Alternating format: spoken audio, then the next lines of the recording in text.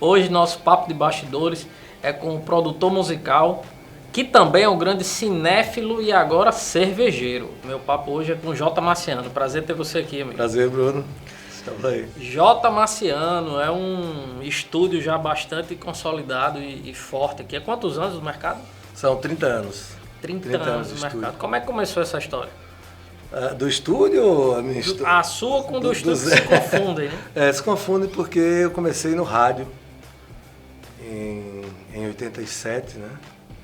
Eu tinha 16 anos e, assim, ia fundar uma rádio lá na minha cidade, né, Currais Novos. E uma rádio FM, a primeira FM do interior do estado, eu acho que era a terceira do estado. E o seguinte, abriram as inscrições, né, para quem tivesse a fim de fazer aquilo. Eu fui lá, nem podia fazer porque eu era menor de idade. Tinha nem idade na época. Não tinha, e assim, mas eu pedi, deixa eu fazer, não sei o que, não sei o que. Me deu aquela vontade, eu fui lá e fiz esse teste e passei, né? Eu passei no teste, fui contratado pela rádio, trabalhei a Sertaneja FM, né? A antiga Sertaneja FM, 95.1. Aí fiquei até 90, né? Nessa história Nessa época você fazia locução. Eu fazia locução. Porque eu estava inovando, né? Que era uma coisa um pouco diferente, que era o locutor operador. Sim. Então a gente fazia locução, já era uma FM de fato, né? Uma rádio FM como era feito naquela época, porque tinha um pouco de distinção do rádio. Sim. FM para o rádio AM. Então era uma coisa menos direta, assim, menos... Ainda mais no interior, né? Exatamente. Então, mas era bem travada, assim, uma coisa. Então a gente tinha essa história. Então fiquei até 90, aí de 90 eu tive aquela ideia depois da rádio tive uma ideia de montar esse estúdio de gravação, lá no interior do estado. Ele dizia, vai dar errado, não tem como. Como é que você vai vender comercial? Gravava muito comercial para carro de som. Isso. Não, mas no início nem assim, porque as rádios davam comercial de graça. Dava. A gravação era de graça, né? Eu digo, não, a nossa ideia é fazer diferente. Como diferente? Aí eu ficava pensando, como é que eu fazia diferente? Vamos produzir jingle. Vamos começar a produzir jingle. E a gente começou a produzir jingle e tal. E o estúdio foi começando a produzir jingle e vendendo, e as rádios já trabalhando com a gente. E nesse meio eu continuava fazendo rádio, né? Eu estava fazendo rádio. Em 91 eu fiz AM Parelhas e em 92 eu vim para a rádio Currais Novos. Tá vendo aí, minha gente? Foi isso que potencializou o Jota Marciano. Foi para Parelhas, passou um ano lá. Verdade. Parelhas é a cidade do meu amor, né? A cidade, tenho grandes amigos lá em Parelhas. É uma cidade que eu gosto muito. Mas aí eu fiquei lá, né? Com esse estúdio de gravação até 95. Até 95, ser mais exato, até 1º de junho de 95, quando eu vim pra cá, né? Quando eu vim pra Natal. E aí você veio, aí foi uma virada na sua vida. Porque mudou um pouco, porque eu tava saindo do interior, mesmo tendo essa vivência com rádio, com música, não sei o quê, mas eu ainda era um garoto do interior, né? Sim. E quando você é do interior é um pouco diferente, pelo menos da nossa época, né? Hoje não, porque hoje você já tem internet, hoje você tem YouTube aí, você tem uma janela para o mundo, né, de fato, porque isso na época a gente não tinha. Em 95 o estúdio já estava mais formado, já era um estúdio de 8 canais, já tinha uma outra, assim, pelo menos uma estrutura inicial para se produzir alguma coisa realmente profissional. E a partir dessa época foi que você começou a produzir bandas? Um pouco. Na verdade, aí eu não estava produzindo muito bandas ainda não. Eu ainda estava muito ligado na questão da publicidade, da produção de jingles e tal. E como a minha parte de música, eu sempre fui muito dentro, e de compositor também, então eu compunha a maioria dos jingles. A maioria não fui, né? Acho que tudo, né? Porque no final da história eu passava sempre a caneta ali no... Fazer uma adequação. Eu estava muito dentro desse processo produtivo, né? Além do processo artístico e do processo técnico, né? Entendi. Como cantor também, que eu também canto, né? Não sei se você sabe, mas eu canto, cheguei a gravar um disco em 91 como intérprete e tudo. Mas enfim, aí é isso. Aí em 95 eu recebi um convite, né? Uma pessoa, o Miguel Weber, que era diretor da Rádio 95.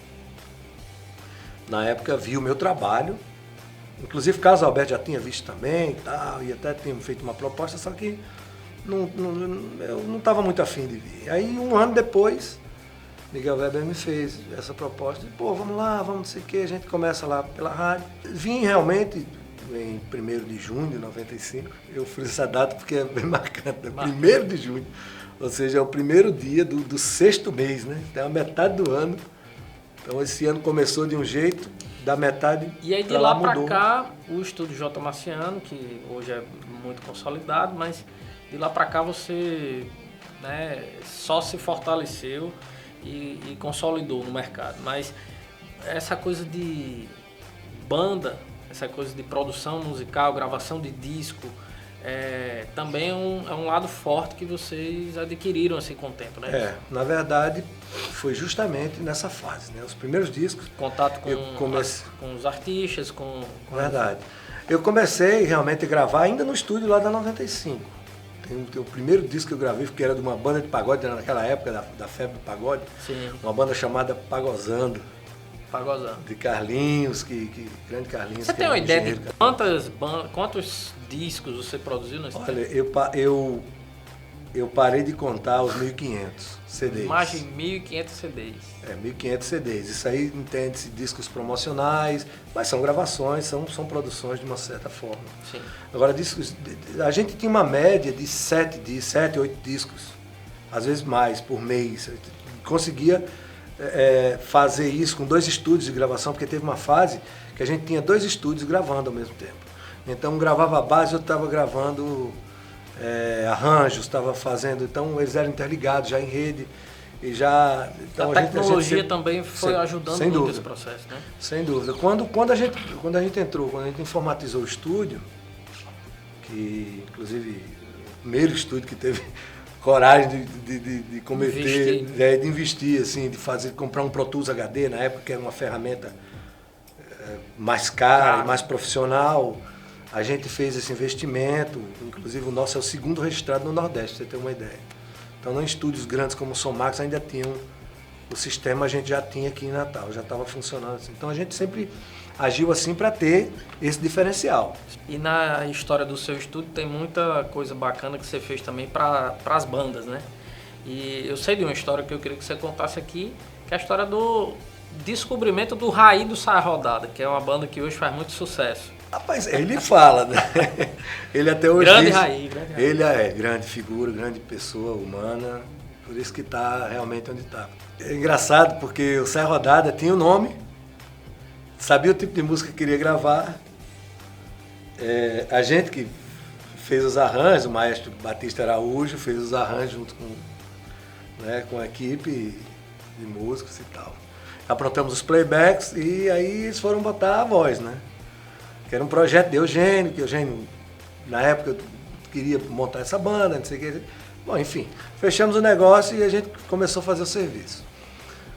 Lá para as tantas, aí ele disse, o nosso cantor vai ser esse camarada aqui. Aí ele levou o camarada lá para fazer. Quando o camarada cantou, quando o rapaz cantou lá, eu digo, olha, ele canta, é um profissional e tudo, mas para o perfil que você quer, não dá certo. Não é esse.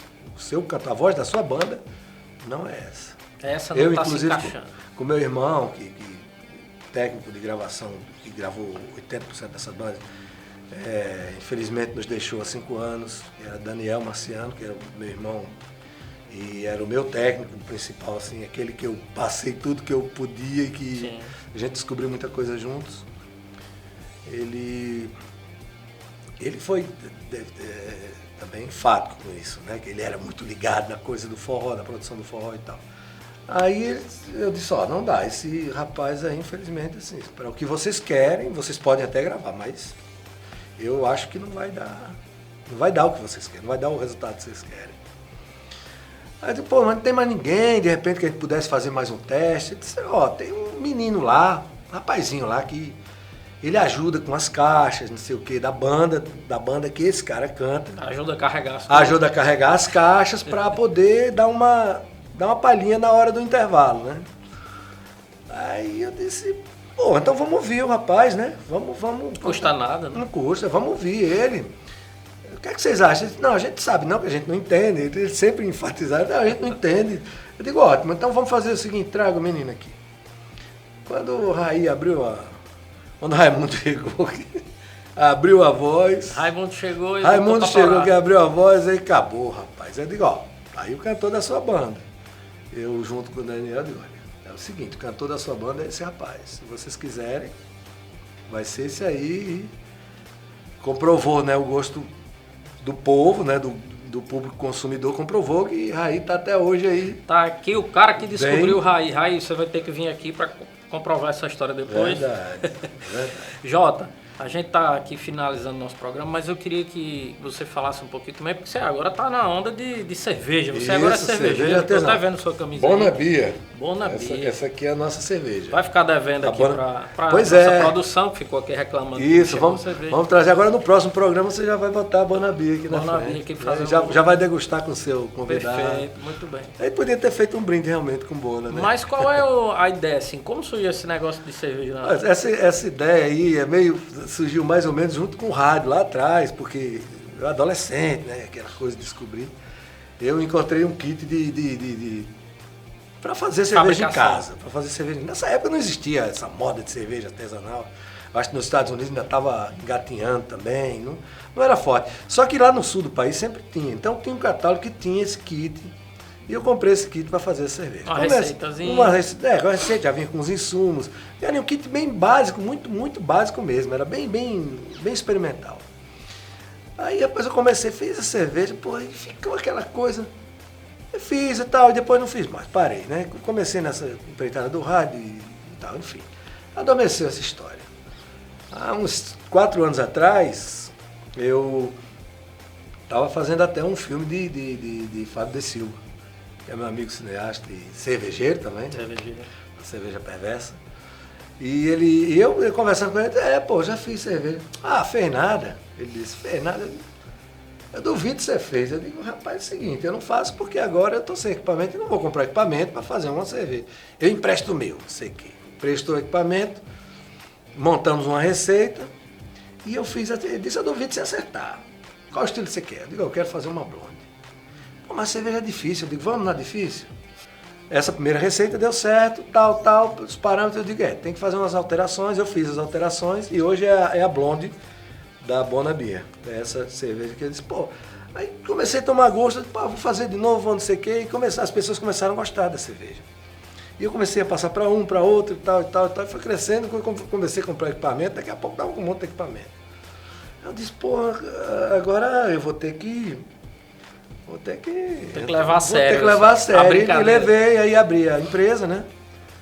Abri a JT de Alencar Cervejaria, que é a fabricante da Bona Bia. Tiramos o registro no mapa, já é a cerveja totalmente legalizada. E está à disposição já estamos vendendo na Pipa, estamos vendendo em vários lugares. Tá? De repente, se o pessoal quiser, é só acessar o nosso Instagram, né? o Bona Bia Cerveja Artesanal, Bona com 2 N's e H Cerveja Artesanal. Chama a gente lá que a gente... Não se preocupe não que nosso amigo Shampoo vai botar aqui. Aqui embaixo, né? É verdade. Vai botar aqui embaixo. Perfeito. Jota Marciano, quero agradecer muito a sua presença aqui, um papo super agradável, super legal. E se tem um papo que é realmente de bastidor, é esse tipo de papo aqui. Eu que agradeço, porque eu fiz parte realmente de muito bastidor. Eu vi muita coisa acontecendo nos bastidores. E eu espero que você venha aqui outras vezes para contar mais histórias. Tá bom. A gente quando você me chamar de novo, aí eu venho falar mais sobre a Bona Bia. O lançamento eu estou trabalhando numa IPA, agora que é a segunda cerveja da Bona, uma IPA que eu quero fazer um pouco diferente. E quando for lançar essa IPA, de repente você me chama de novo e a gente fala mais sobre cerveja. Por favor, mas quando vier, traga. E fala, claro, com certeza. Perfeito. Jota, muito obrigado. Valeu, pessoal. Até a próxima. Eu que agradeço. Até.